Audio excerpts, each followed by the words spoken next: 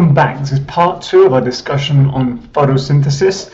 And last time we talked, we finished up by talking about the 2 stages of photosynthesis, the light reactions, which occur on those stacks of thylakoid membranes, the grana, and then the Calvin cycle, which occurs in the stroma. So the light reactions capture light energy, and that's what we're going to talk about today.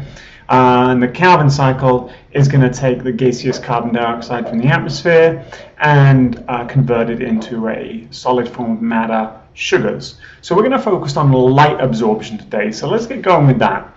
Light absorption is performed by pigments, and you're probably pretty familiar with pigments. Most stuff is pigmented. That's what gives things their color. So the pigments we're concerned with in photosynthesis are primarily the chlorophylls and the carotenoids.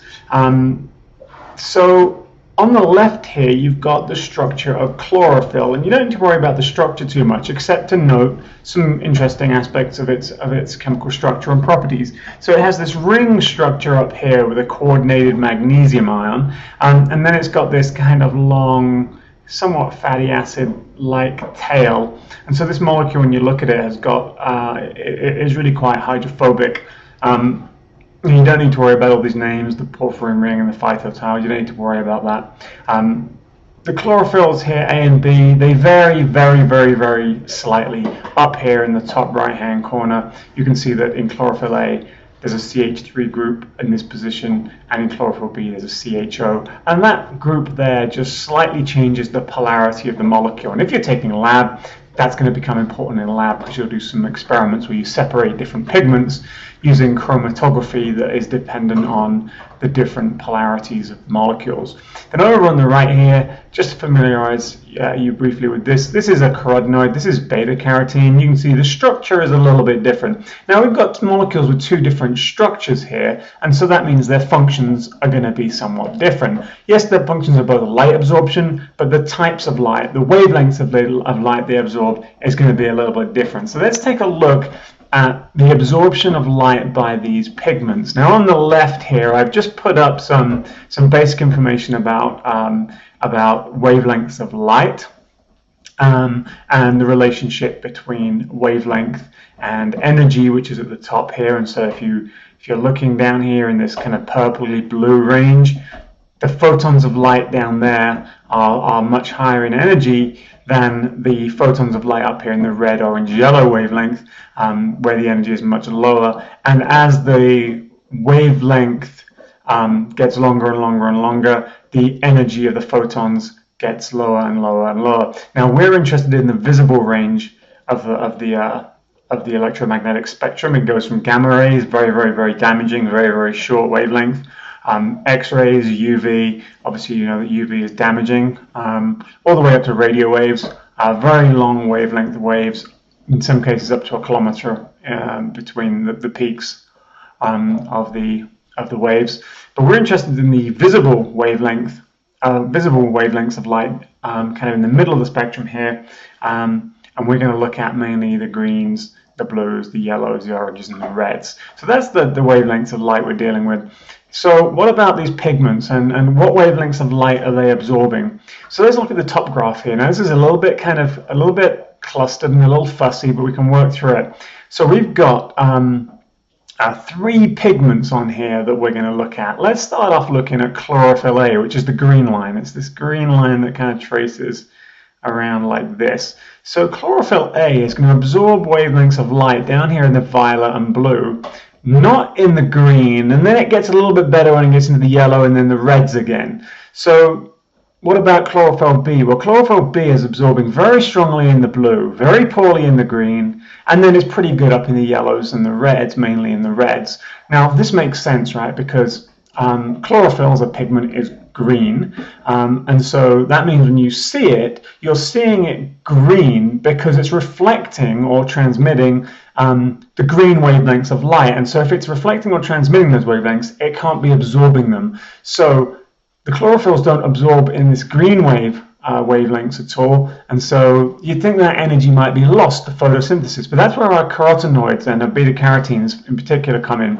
So here we're absorbing in the beta carotenes, or with the beta carotenes, you can see that they're absorbing somewhat overlapping a little with the chlorophylls, but they also absorb in this region of green light here. So the carotenoids are going to absorb the green light that chlorophylls can't, but they don't absorb up here in the yellow and red, and that makes sense as well because carotenoid sounds like carrots. It's kind of an orangey colored pigment, and that's what you see, one of the pigments you see when deciduous trees change the colors of their leaves in the autumn. It's the chlorophylls being broken down first, and that reveals the carotenoids that you can see, which gives you some beautiful trees in certain parts of the country. Now, if you put all of those together, this is the kind of spectrum that you get in terms of the absorption of light by the pigments in photosynthesis. So yes, there's a trough down here. We're not absorbing as much light down here, and so we don't get very good photosynthesis from these wavelengths of light, but really good up here and really good down here. So really good in the blues and the violets, not so great in the greens, and then very, very good in the reds and yellow and the orangey kind of wavelengths of light.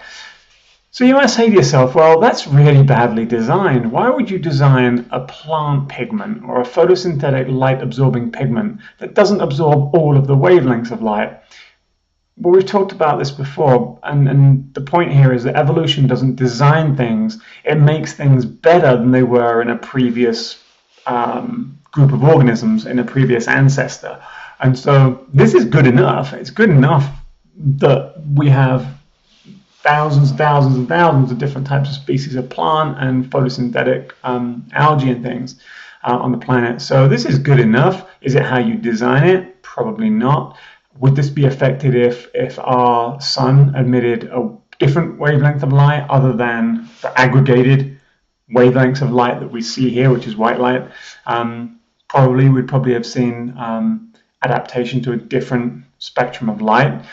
So how does this light absorption actually work? We're not going to get into the mechanics of this too much, except it's useful to understand what happens to an atom, certain atoms, when they absorb photons. So over here on the left is an atom in a pigment that can absorb photons. Now, not all atoms can do this.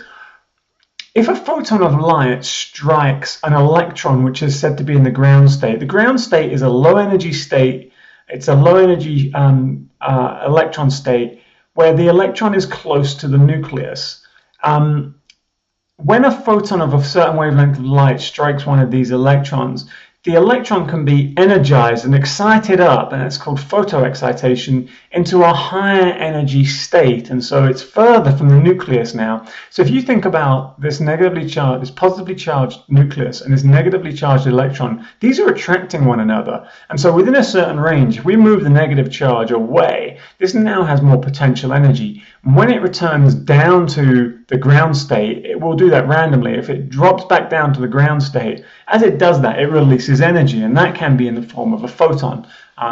This is effectively fluorescence that you see. If you ever see fluorescence, that's what's happening. An electron gets excited, and when it drops back down again, energy is released, and sometimes that's in the form of a flash of light. So that's what we're going to talk about here. We'll get into the mechanics of light absorption next time.